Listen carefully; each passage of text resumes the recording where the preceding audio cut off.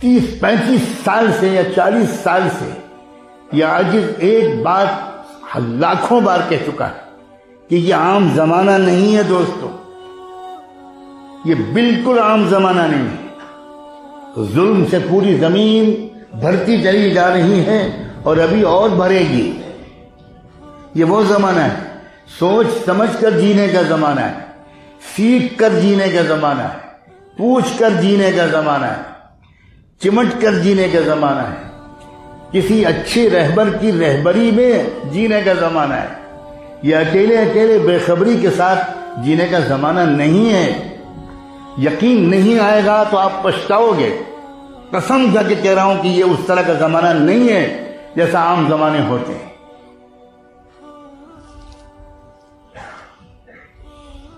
بہت بڑی تبدیلی پوری دنیا کے سسٹم میں آنے والی ہے، بہت بڑی تبدیلی، زبردست تبدیلی نظم عالم میں آنے والی ہے، اور اس بہت بڑی تبدیلی سے پہلے اس امت پر سخت ترین حالات آنے والے ہیں۔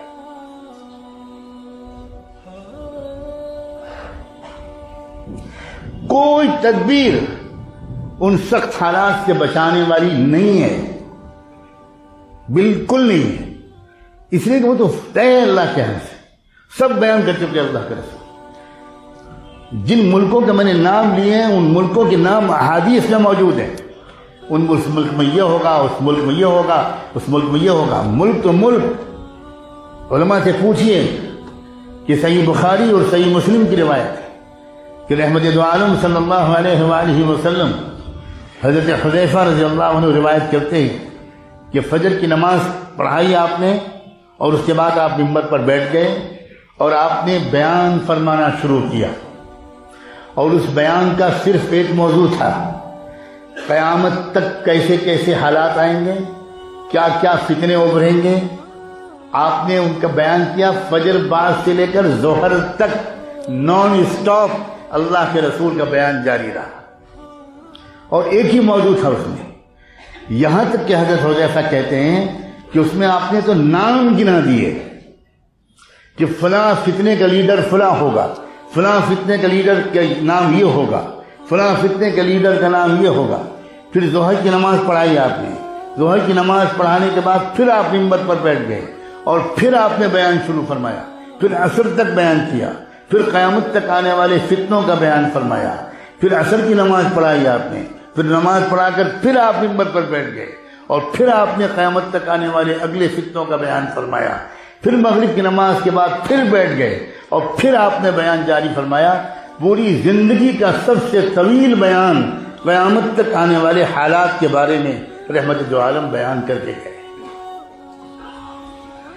سیدنا حذیفہ فرماتے ہیں حفظہ من حفظہ ونسیہ من نسیہ، کہتے ہیں ہم میں سے کچھ لوگوں کو کچھ یاد رہا، کچھ بھول گئے۔ پھر یہ بھی فرماتے ہیں کہ ہم میں سے جس کو اس بیان کا جتنا زیادہ حصہ بعد میں یاد رہا اسی کو ہم لوگ اپنے میں اب سب سے بڑا عالم سمجھتے رہے۔ لیکن کیا کبھی کچھ سوال پیدا ہوا آپ میں سے کسی کے ذہن میں؟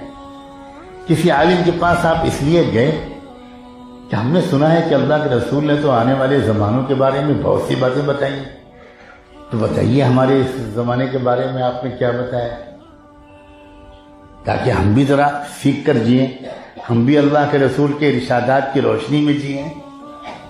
کوئی آپ نے یہ تو نہیں بتایا ہوگا کہ اس زمانے میں آلو پیدا ہوں گے اور بیگن پیدا ہوں گے۔ آپ نے تو دراصل حالات بتائے ہوں گے، ایمان کے بڑھانے کے اسباب بتائے ہوں گے، ایمان پر ہونے والے حملے بتائے ہوں گے، فتنے اور خطرات اور چیلنجز بتائے ہوں گے، مسائل بتائے ہوں گے، مسائل کا حل بتایا ہوگا۔ تو بھائی ہمیں کچھ رہنمائی تو ملے، ہم اس طرح شعور کے ساتھ جئیں، سمجھداری کے ساتھ جئیں، کوئی نصب العین ہو ہمارا، کوئی مقصد ہو ہمارا۔